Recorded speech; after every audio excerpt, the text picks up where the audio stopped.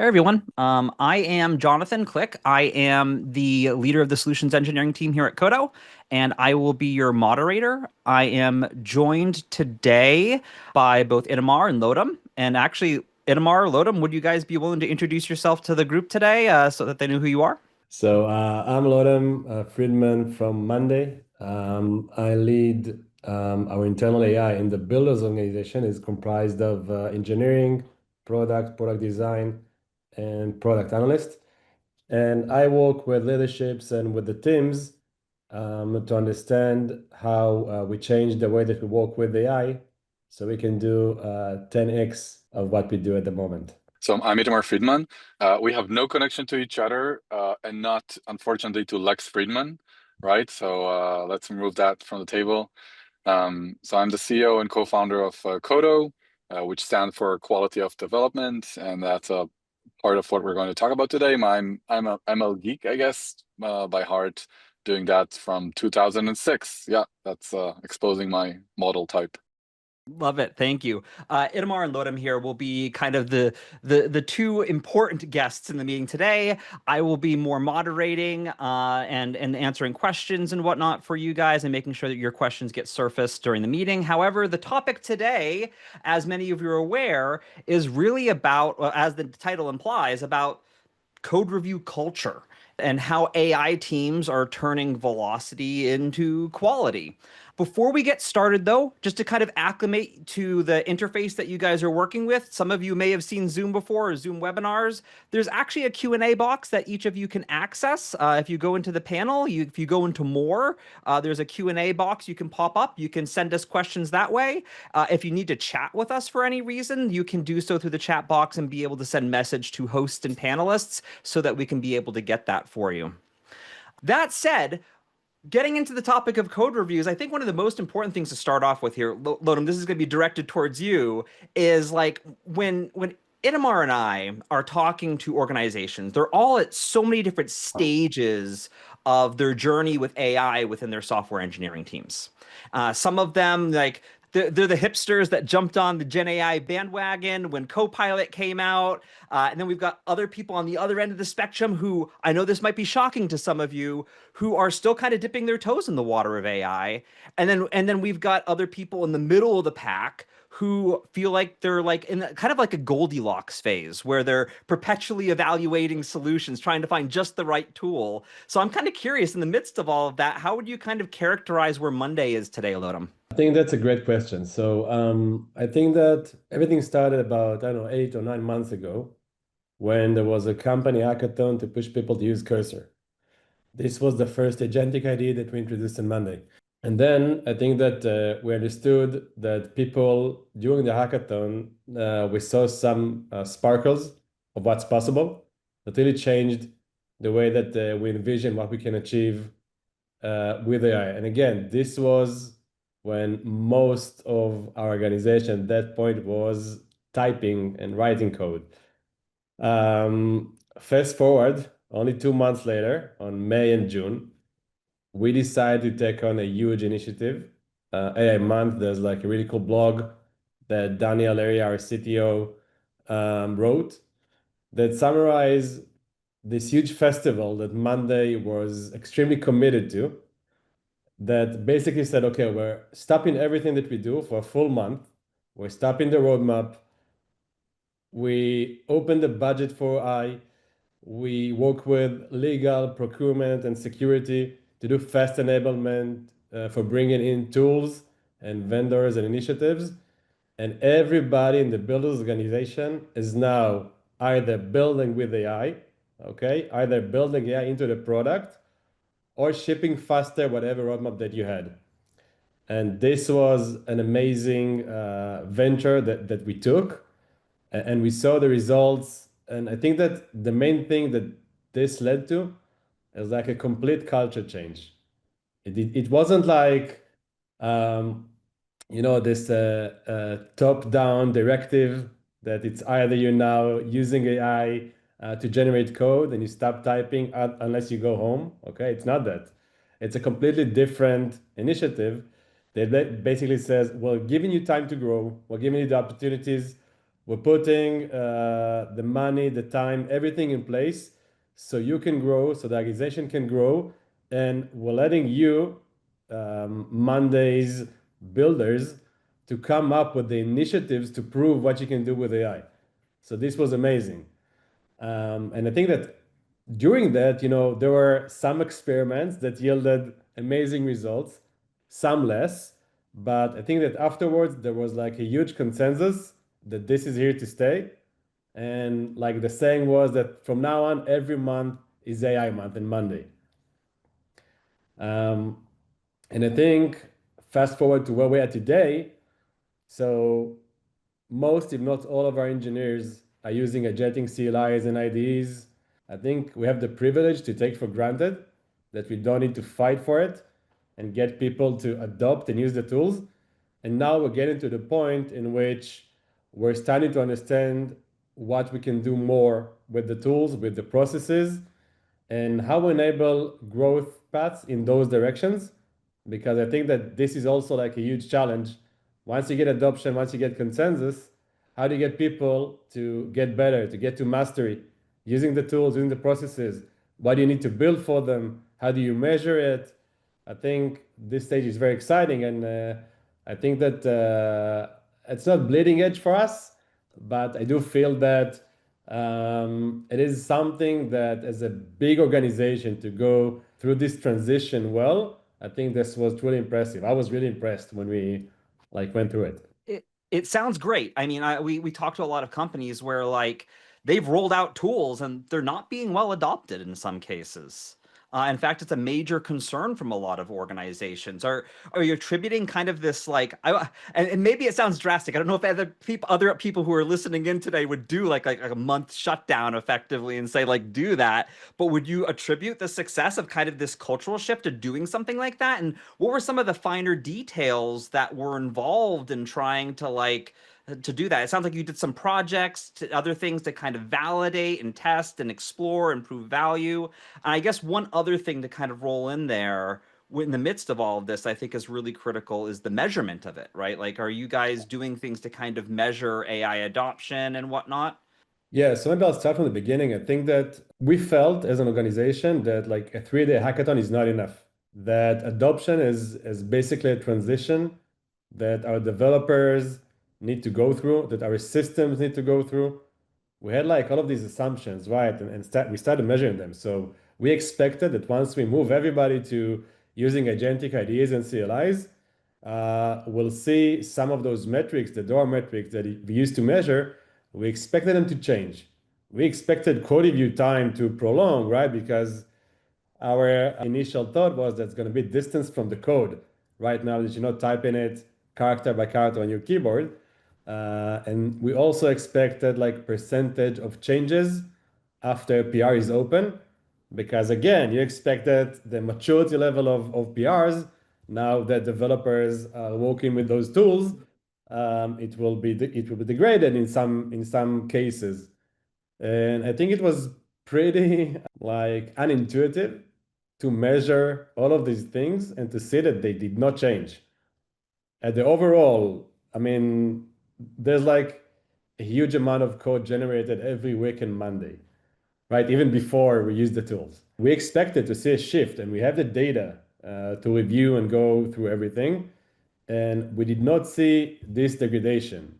Having said that, I will say that eventually this is a big organization, and there are teams that it was much easier for them to go through the transition, and also the tools better suited and the areas that they were at. There's a huge difference between like greenfield locations on adoption and the changes and what you do around those areas, and also brownfield areas. And again, Monday is a big company. We've been here in the past, I don't know, 15 years. It's a publicly traded company. So there are obviously security aspects. There are customers that we need to serve. There's production uptime that you need to worry about. So I think that measurements was something that getting into AI month, we kind of did along the way. So we did not like the perfect mental model of, okay, what do we need to measure? So we started with Dora, and then we looked at the tools. And at that time, I think that we saw that, yeah, people are using Cursor to generate more lines of code. But I'll put even Dora aside. I think that we couldn't even think about how it attributes to actual product value, business value, to something that we can just point at and say, okay, you know what? I think that this moves the needle. So you're saying there's aspects of you expect, it's almost like all of us are expecting this, right? We're expecting that if I'm using AI and my junior engineers are using AI and so forth, there's going to be some steep decline in some categories that are important to us. And you're saying you didn't necessarily observe that. Would you say that there was compensating factors in there somehow? I guess topic today, code reviews, right? Would you say code reviews, testing, other things like that could have maybe kind of been in controls to help mitigate any potential symptoms or whatnot that might have been experienced? Or would you say it's something else? So I would attribute it first of all to the process. I think that this month, once we do not expect the usual cadence, right? And we let people room for trial and error. So it will mean that they have more time before. So let's just say that we decided to sacrifice this month, right? And delay the roadmap. So this left time for people to experiment and to improve and to iterate and also to share the experiences between one another without being troubled by the tickets and the roadmaps and a lot of other things. There were some initiatives that we couldn't put aside. This is something that I should state because we were very committed to them. Okay. But I think that the other thing that we also looked at when we planned the AI month is let's find these big, huge initiatives, those moonshots that we will never do. We'll never be able to do without AI. And let's use this month that we're now sacrificing this month of roadmap for some of the teams to go crazy and to start solving those huge problems. Let's it's not throw AI at it. It's let's think together what we can do with AI to solve these huge problems. And I think that around those areas also we find that some of the stuff that we expected to succeed at actually succeeded. And some of the stuff that we expected to fail miserably actually performed much, much better than we expected. So there is this process, the transition, the time, the room to grow, everything. I think that this is very, very important. I see other companies that use other mechanisms. For example, you set up guilds, and then you expect that it will spread out the organization over time. I do believe that the intensity and the full buy-in from the company and telling everybody this is okay and they could go crazy. I think this was amazing. I think this was very inspirational. Everybody was motivated. So there's all of those aspects. Okay. I think the second thing is that when you have your systems in place and when you have, I would say, your best practices in place, this is testing, this is code reviews, all of those things, and people have passed the point of no return, right? They will not go back to writing code again. Then I think that they understand the differences and they also understand that we still expect the same ownership. And I think this is also important to say. We still expect every line of code, every character that goes into production to be owned by an actual engineer. Okay, it doesn't mean that now that you're pushing more code, okay, or you're using our MCP for testing infra to generate end-to-end testing for you, that you're not responsible if this is a bug. I mean, you cannot say that Claude is the one that created the bug, and we don't also expect Claude to solve the issue. He will not join us at the incident if, God forbid, this will take us. So I think that having said all of this, it was like a festival and it was a full month. We advocated for strong ownership the entire way, and I think this is also was part of the results. We did not leave room to say, you know what, we're willing to accept a real degradation in performance and in quality. I think this was also important to say from setting expectations perspective. What are your thoughts on that, Itamar? I'd like to emphasize on the takeaway here. Jake, each one of us, we work with a dozen of our clients, etc. And this is a repeating point where you get a first boost in productivity when you just like let your developer install their favorite like AI code generation tool, then we see like some organization choose one, some organization use multiple. And then after a while, they're coming back and they're seeing high NPS. The developers love it for different reasons, but they're still like figuring out how much really did change.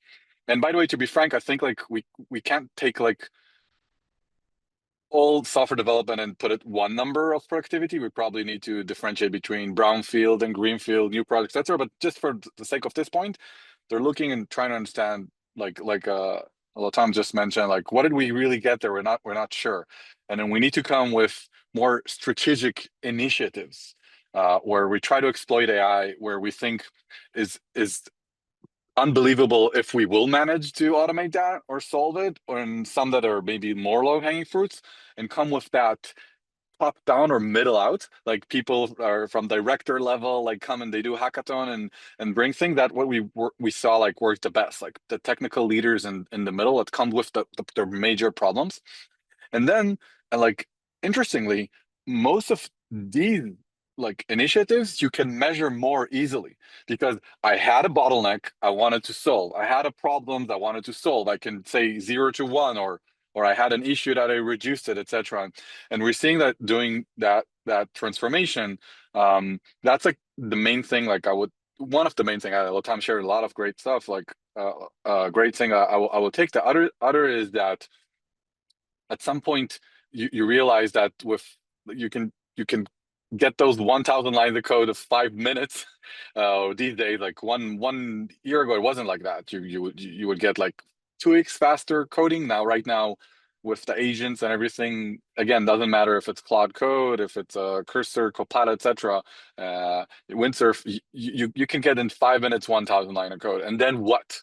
Right, and then you need to establish like processes, and let them share like a few. Like there's a code review tool like Qodo, and there's like quality workflows. Like, sorry for the shameless plug, you can do with Qodo.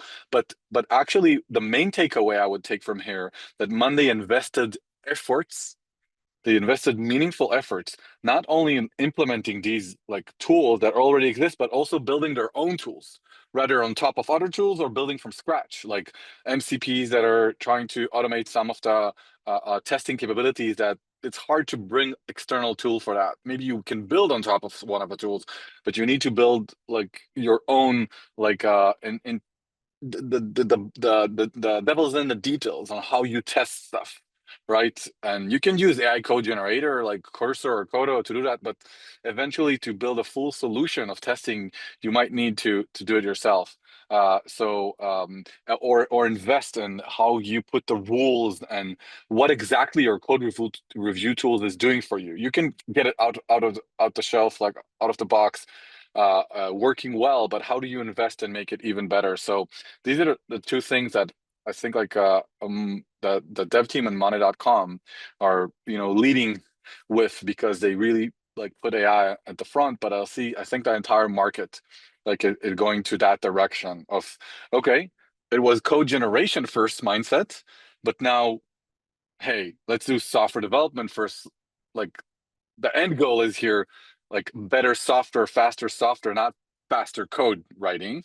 And then you start seeing like investment in code review, investment in testing, etc. And like a little time shared. I want to latch onto something you mentioned a little bit earlier, though, Itamar. You mentioned kind of this greenfield versus brownfield element. I think that's really kind of a critical piece here, and I'm going to probably pick on you a moment here, Lodem. But like, and the reason being is because when I'm looking out in the industry today, and I'm looking at software, large engineering organizations trying to adopt this, I see that like a lot of times they feel like the tools that they're using do a much better job with greenfield than brownfield. In fact, when we're talking about large enterprise code bases, I think you guys had a monolith you guys broke down, things like that. Like brownfield seems like a much harder problem to solve for. And so I'm kind of curious to get your take on that and your observations and kind of how that's playing out in your org. And also that month that you guys took to do that, to kind of like do this shift, like, was that a lot of like greenfield stuff instead of brownfield? I'm very curious to learn a little bit more about your observations. Yes, I think this is a very good distinction that we should make, because I think that when you look at those are completely different problems. Like what we saw is that there is no use for us to build the next cursor or the best Devin or the next whatever inside Monday. But there are areas inside Monday that we have domain experts working on for years, and they know the compromises that we made, and they know the pain that it takes, and they know that those areas are really, really hard to contribute to. Eventually, think about Monday, it's a big company, it's layered. So as you go down through the layers, you have more dependencies. And then those areas, you don't feel as comfortable to edit those, right? Without like a huge mechanism and processes, etc. And one of the initiatives that like one of the teams took upon themselves, and this was amazing because they started really from scratch. And instead of like trying to build like this amazing agent in LangChain, LangGraph, Agno, whatever, what they decided to do is they said, okay, so we know how we work as humans. We know what is the problem here. But we also know one more thing, which is very important for what you want to achieve on this brownfield code, is that exactly how it behaves. Okay. And their problem that they set out to do is breaking down the client monolith into micro frontends. So if you think about from a functional perspective of software, the behavior should stay completely the same, but we want to migrate all of this old code from JavaScript to TypeScript and use all of the internal frameworks that we have in Monday. But it's not something that we need to solve as humans. It doesn't require our inspiration or our thought processing time. It's just something that needs to happen. So they built an LLM base flow, and in 2 weeks, they were able to chunk off 1% of this client monolith, and they found something that worked. And then, as like a perspective of like the solution path that they took, which was different from other team who tried to like use bigger hammers to solve this problem, they were like using like needle threaded solutions and using custom code during the LLM flows. And what they got in return was, I think, two amazing things. So one, without planning, 100% test coverage, which was something they did not set to achieve. But because they understood the problem, every time they took a chunk and they knew how to describe it from a functional perspective, it was a really good ground to build extensive tests, both unit tests, but also functional and end-to-end tests if you take a few chunks together. And then what we also saw is that over time, right, they got more comfortable with what they built until the point they said, okay, we're now ready to build a full team out of it and dedicate enough time to making it work.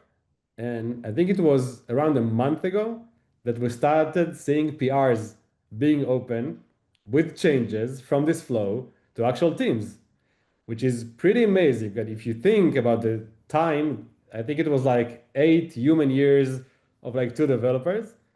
And now the roadmap is like a few months to finish this entire code base. So I think like from a brownfield perspective, it's not, I think, developers working with Cursor, Cloud Code, or Codex, chipping away at those old code. Is that you need to find mechanisms, right, with some level of agency, that will chunk away of those places that nobody wants to touch. It's like an iRobot, right? So you just want it to go around and clean your house, right? So when that's happening, and I see your hand, Itamar, you're so polite with that hand. You can jump in. But like when I see you mentioning that, by the way, Lodem, like I think like some of the challenges that some of the organizations that are using AI, especially when we're talking about code reviews, like sometimes AI just innately wants to create bigger PRs.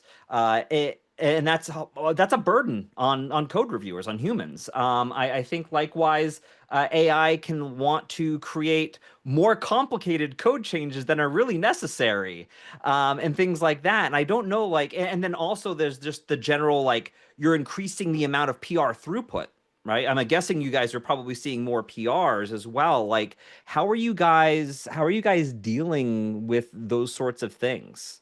I know that's So kind of a broad question. good questions. A few questions there. So maybe I'll start with the first one. So we are seeing an increase in PR throughput, and in some places we see a big increase. We do see some code inflation, right? We see bigger PRs as well. But I will say something interesting. We broke down cycle time for different PR sizes. So 1 until 50 lines of code, 50 to 500, and 500 and above. And we saw that the cycle time for everything from 1 until 500 lines of code, okay, is shortened drastically. 30 to 40% cycle time that is shorter, review time is shorter, everything is shorter. For the bigger ones, we saw actually in some cases diminishing returns, which makes perfect sense, right? Because you already know that for handwritten code, after more than a few hundred lines of code, it gets smelly and it gets harder to review and it gets harder to feedback between the reviewer and the person who built it. There are context switches. So I think that eventually I will say something like this. So I do think that the teams that have figured out what works for them, they could break down the way that they work and use it of like think about it like a team sport. Okay, so they're now shifting to working with Cloud Code. So it will be always there, like this early adapter will start and go through the blogs, and then people will chime in and join in. But then it gets to a point that they need to work on something together, and it doesn't work, right? So you need to understand what works for a team, whether it's the rules, whether it's building like a dedicated CloudMD file for this specific repo that we're working on. And those are all parts of code generation. Now, when it gets to code review, I think that again, I'm not saying it from like my experience, but again, we're measuring stuff and we're talking to the teams. And I think that one thing baffled me, and I think Itamar and I, we talked a little bit before, and we talked about it that, when we used to review code that was handwritten, then JK, you would write the code and I will review your code, okay? But now I'm when sorry you're that you have to working, do that, by the way. yeah, Like, beautiful code, by the way. I love how you name your functions. This is like the old discussion that you used to have back in the day. But now when you work with like Cloud Code to generate the code that you're working with, and sometimes, you sit around and you wait for a few minutes for it to finish, effectively you are code reviewing Cloud Code. He's writing the code and you're reviewing the code. And when you will open a PR and I will come to review the changes you introduced to the system, I am actually reviewing the person who did the code review. So this process did not exist back in the day. Like it wasn't Itamar would come along and then review my code review process. And this kind of baffled me because something has changed drastically, right? Now, what do we expect? Qodo allows me to like copy, right, the suggested changes and just paste it to Cloud Code during the code review process. Am I really reviewing like the changes at this manner? Like how much thought am I putting into this process as a person who is reviewing the code? So Itamar, I see your yeah. hand. Yeah, jump Yeah, I in. mean, I'm seeing Lodem brought up Qodo and like AI code reviews. I'm thinking, Edamar, where does all of this fit together? Like, Yeah, not specifically about Qodo. I'll start with like a meme. I hope I say it correctly. So there's a famous meme, I think it was 10 years old, that where, okay, I wake up in the morning, I'm a technical leader, and I have 40 minutes to review just before I have a meeting starting. Okay, if I take if you give me like a pull request with 5 lines of code, I will give you 50 comments in 40 minutes. If you give me 50 lines of code, I'll give you 5 comments. And if you give me 500 lines of code or 1,000, just right, looks good to me and move on. And right, like that's the funny or sad, like realistic, I think, history. But I don't find it too surprising what we see about the statistics, how PRs are going to, like the fact that smaller PRs are being reviewed faster and bigger PRs are reviewed slower. How could it be? Let me try to explain. So smaller PRs, you're actually being amplified as a reviewer to review them better, faster, maybe by the way, the person that opened the PR already got some feedback. Sorry, again, like for example, from Qodo, and solved a few things, and then like the reviewer has less work and could do a better work in the time that is left, but maybe doesn't need to consume the entire 40 minutes.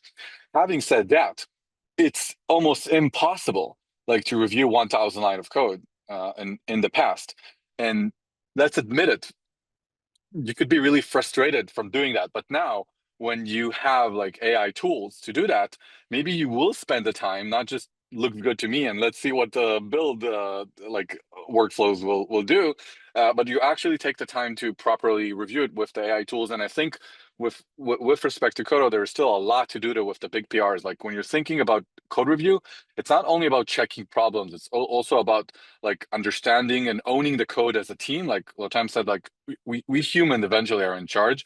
We're talking about learning, right? So you have like not just quote unquote like checking issues. So I think there's a lot more to do in the product side from code review tools like Qodo to keep like working on that. So making developers actually happy when they're reviewing 1,000 line of code. I'm not saying it's a good PR. It's a good pull request. It's better to have smaller ones, but actually sometimes we're pushed to bigger one with the code review. So that's about these numbers. I want to emphasize also one thing that Lotem said about the workflows, because I think that's a golden nugget that we're seeing the world looking at. Like, notice that you mentioned that you have like workflows that are not Cursor or Cloud Code specific. You might be using like Cloud Code eventually as the engine for workflow. There's also like Qodo CLI tool for quality workflows, not for regular workflows. But notice that we're not using those Cursor and Cloud Code as UI interface mentioned to actually have workflow. And I think the world is going to that direction. I think this is where we'll see boost in productivity. Like Gen 1.0, an AI assistant, or autocomplete, which is awesome. Like write code slightly faster. And I'm totally in control. If you're not, by the way, a decent developer, it won't be useful for you. Then Gen 2.0 is where you start using chat, and 2.1 agentic chat, and you can start even generating code not in the language that you knew, like in Go if you're a JavaScript developer, etc. Enable like doing things much faster, but still human interfaces. Gen 3.0, when this agent works well, you start putting them, or LLMs work really well for coding. You start putting like it to work outside of the IDE. And this is where the world is now and expanding towards to Gen 3.0, and companies that are investing time to thinking about AI throughout the software development lifecycle, that's what we're seeing them. So even for code generation, not using a user interface per se, rather a workflow, that's my recommendation. One of the things that I hear from Lotem. And by the way, just because I started, I think Gen 4.0 is where like we're moving from a stateless agents to a stateful agents, where they have like a compound learning, like a developer, of what is the code base and what is the stat of it, and having sessions of working with agents being recorded and being used, so there's a memory being built. But this is a totally different item. I just wanted to give a glimpse on how we see the future. But I think you bring up an important point when we're talking about this evolution here, that like I'm starting to see organizations that are basically like, if they label a Jira ticket in a certain way, it will actually trigger an AI agent to start working on that thing, right?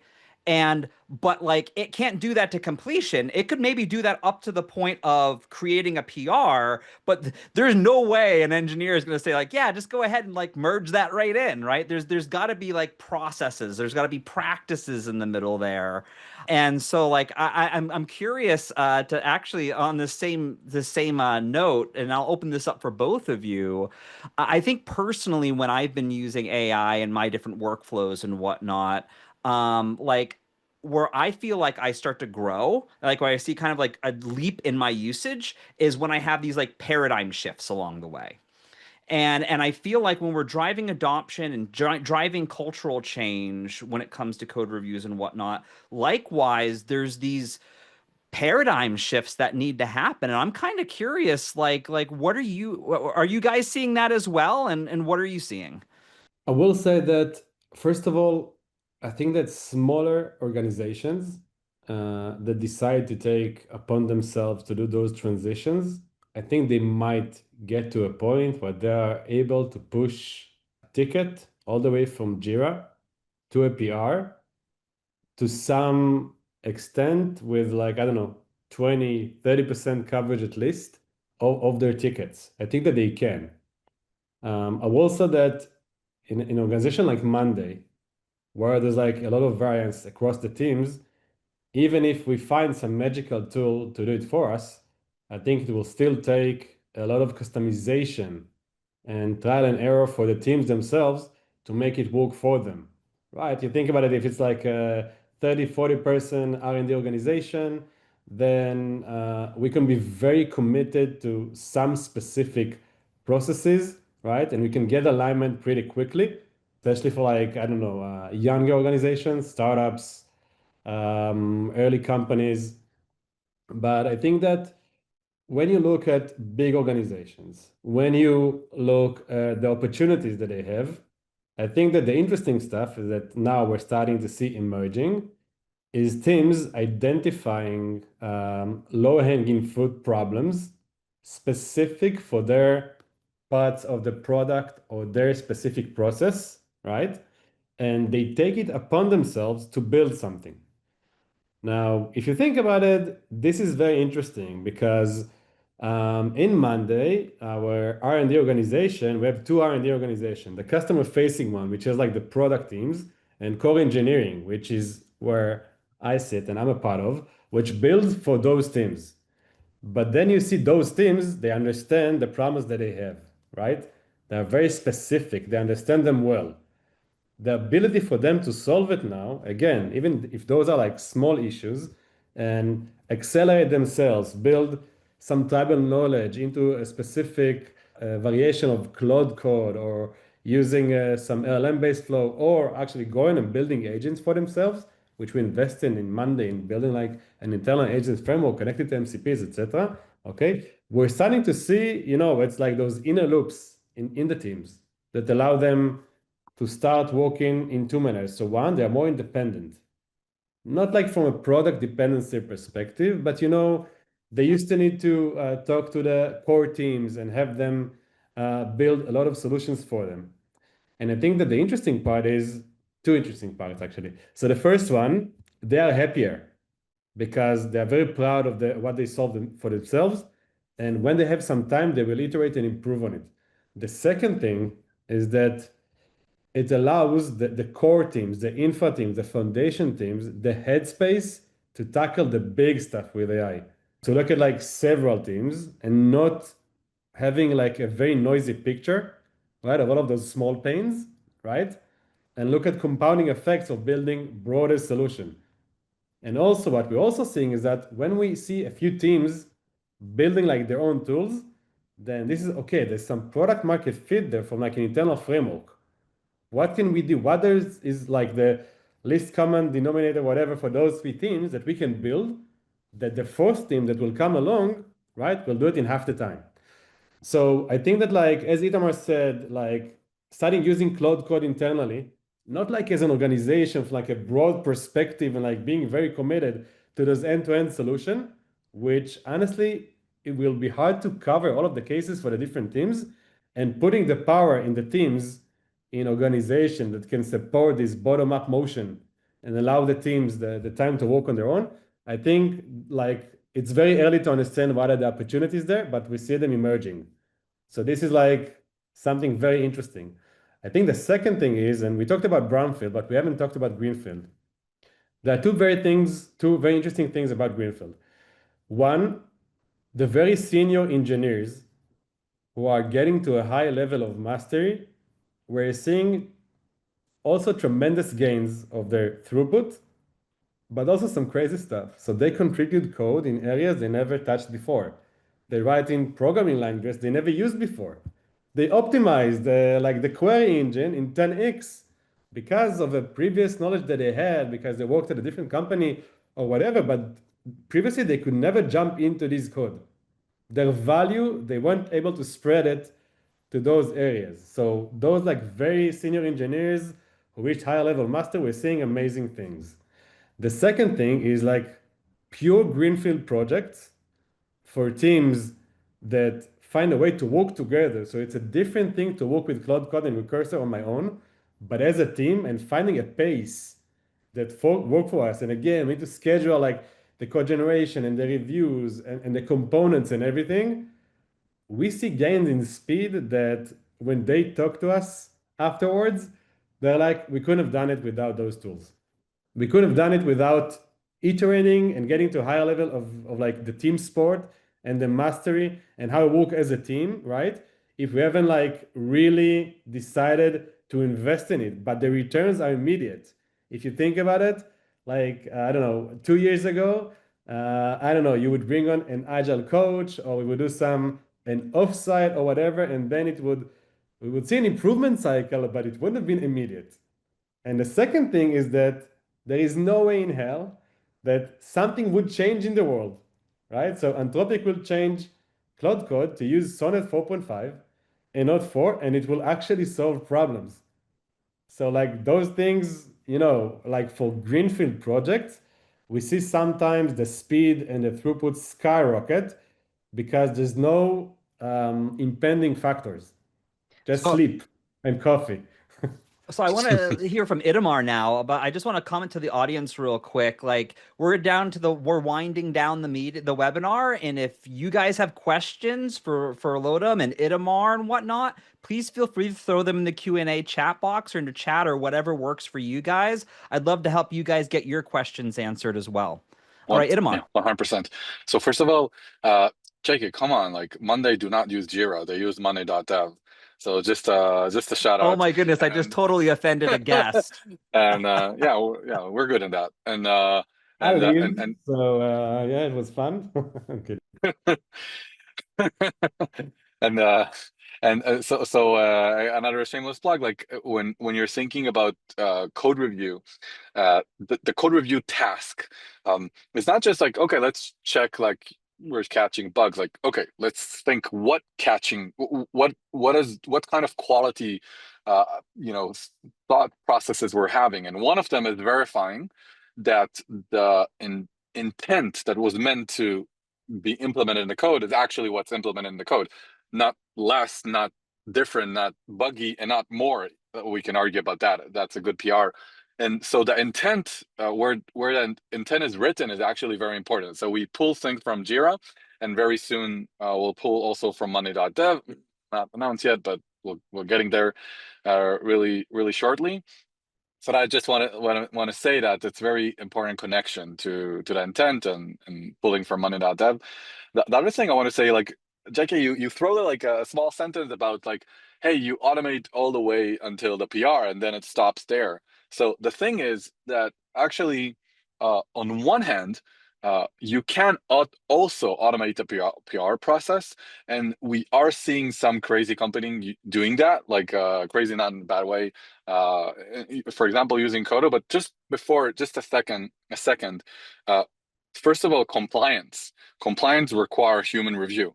So before you automate pull request, like sit and think about it, and then you can come talk to us, but think about it, how you do that. Actually, there are ways to deal with that and still being compliant and still being have a human reviewer, but automating some of the process. So think about it for a second or come talk to us. And the other thing is that I want to say the potential is there. Let me give you an example. If you have an automated process that verify, let's take to the extreme, that this is a PR, that just changing a README needs to be really good, or changing the documentation. It should be, we don't want mistakes there, but just, how much risk is there? Okay, but it's just changing a documentation or so. And you have evidence that this was verified. Like, let's say you have a workflow that verifies README versus the actual code, etc. Why not automate that? And if you think that way and you build more and more processes, I think this is where you actually remove the bottlenecks and start seeing like real 2x or 3x. Like most people report an average 20%, not the 2x, 10x that we were promised, at least in the brownfield. And if you do start, maybe in a year or so, you will get like really meaningful automation. But just once again, you need to think about it thoroughly, as you don't want to have, major bugs in production that was not reviewed by human, and you need to think about compliance. Thank you. We are getting some questions coming in through chat here. Some of them are, I'll admit, they're very they're very product centric questions. They're like, tell us more about Qodo.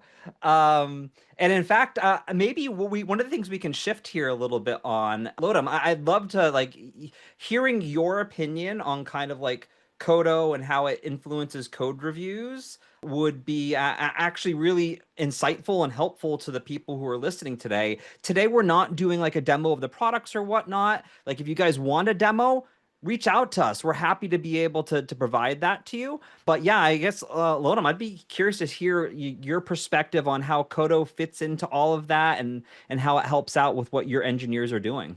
Yeah, so I think that the best way to describe it is let's talk about Qodo through the entire timeline of the conversation, right?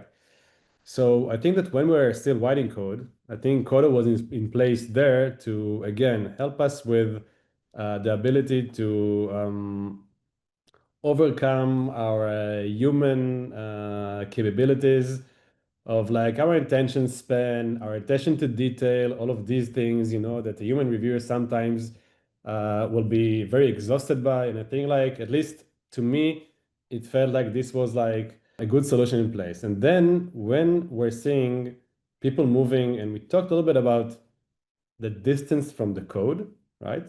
And I think that throughout this this workflow of a person generating code with an assistant, okay, I think that sometimes you get into rabbit holes, and it gets harder to overcome, and for yourself to stop and go back and look at from like 6,000 feet view to understand what you did and what was your intent, okay? And I think that yeah, we'll get better using the tools, but also we don't really control what gets into the context of the model. We build our feedback loops, right? But they're very intrinsic to what we're trying to do. So they're very biased. So I think that an AI agent that goes and reviews this from like, from a clean slate perspective is something that is very valuable, and we see it catching bugs, okay? And this is important. Eventually it catches bugs, right? Whether it's something that we missed because our intent wasn't there, or maybe it's compliance, like Itamar said. But I think now, as we move on, and we said that we have those workflows, opening PRs, right? Those are agents, those are LLM-based flows. They are not humans who are driving those assistants and agents, okay? Then I think a new role comes into place, which is to help you as a person, okay, focus about what's important. Because if you think about it, it's like a lot of those PRs that will be opened, okay, they should be, if the process was built correctly, okay, the intent should be delivered. But I think that when you build this agent or this flow, right, then time stops, and then a month or 2 months later, everything changes.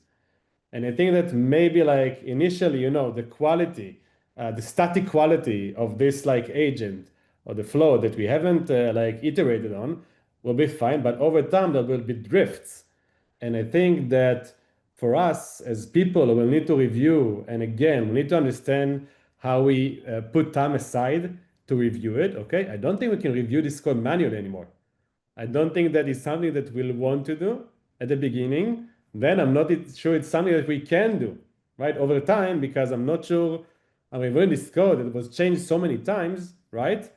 I think I want to review it like as, at smaller startups that I was sometimes need to review code that I wasn't even familiar with. There was a single front-end engineer, right? And I had to review his or her code, right? So I need to apply my best sense and my engineering skills and my system thinking. So I think we'll see this shift of like, instead of me understanding the actual code, is me applying systems thinking and then commenting on the PR, and then Qodo will go and review my intent and put it through and extend and then give me the feedback, right? So I will talk with Qodo about those changes. Like I want to introduce those changes into code. I want to introduce my review into this code right now. This is my expectation. Itamar, I saw you come off mute. Yeah, Jackie, I'd love to answer some of the question. There's a repeating question about context, but first I'd love to enhance and build upon like Lotam answers. So first of all, um, I think like code review quality is like such a different like problem to tackle than code generation.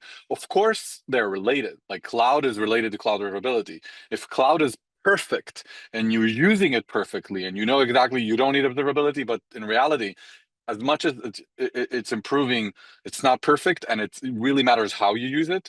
So the same thing here, and I think like the same like transformation that is happening in the code generation. For example, moving from autocomplete to chat to agentic outside the ID. The code review, and the code quality is also going through similar transformation. But one of the most exciting thing, like in addition to this transformation that code review is also moving to workflows, etc. And some people asked me about it. I'll try to relate. And I think like we're going to see in the next couple months or a few months very new user experiences around code review, because the problem is now like changing like more lines of code, and actually suddenly we don't neglect anymore code as 1,000 line of code as maybe we did in the past, and there's opportunity, and maybe you need a new user interface. And until now we were latching to the GitHub and GitLab and Bitbucket and Garrett and Azure DevOps interface as much as we could, but what about alleviating it to a new level? So that's stay tuned, okay? For now. But another point I want to say is that I noticed that like once you get to trust this code review more and more, it doesn't mean it replaces you. It means that, and Alta mentioned, like helps you to where to focus. That's a huge responsibility. If you're aware, like AI for physicians, like in the hospital, like AI doc or etc., like amazing tools that are being used, they're not only like they're not replacing the doctor, the physicians or radiologists or whatever. They're doing two things. First, they're quickly surfacing something to the top if there's something urgent, and then when you get to any review by their suggested order, or by in any case they give you like some hints to where to look at. And I think we're seeing that transformation, like, hey, blocking this PR with red mark, this is going to cause you some problem in production. Make sure that it's not being, or hey, here's a graph you need to consider, etc. And so like we're going to see like new flows and interfaces with regarding to code review. Same thing like how AI for physician went through 15 years of transformation. It's an old field with AI, and where it evolved to. And with all that, context matters a lot. Like, what are you doing when you're doing code review is making sure you're not duplicating code, context, that you're working in according to the company architecture, context, that you're doing it according to the intent, context, in monday.dev or in some document or agents.md, that you're making sure that you're not have a breaking change from another repo, context. So I think like the war on building the best product out there and actually differentiated product is the context. Shameless plug. That's why like we're investing in it in 2 years now, and why we are selected first at Gartner in that. And Jensen, the CEO of NVIDIA, gave us a shout out in his GTC keynote, etc. We're far from solving it. If we solved context, we solved software development, and we get a Nobel Prize. So just to put it in place, there's still even there like a lot to do for years. We're going to develop that context engine, but it matters a lot. So yes, it means we do store metadata or data that are related to the context of the code base, but more than that. So we care a lot about security. Some companies decide to put Qodo database in their cloud prem. Some ask us to do a single tenant. It means that we deploy Qodo in a sandbox. We control it, but only for them. So these are like, for example, two ways to do that. And some trust us as is, but we, encrypt data and everything we can according to the best practice. We're not the only company in the world that, storing this data. So we take major care of that, but you can have levels of care, level of security and privacy. So if you don't use like Qodo, like main context engine, then you get less precision recall, like less accuracy.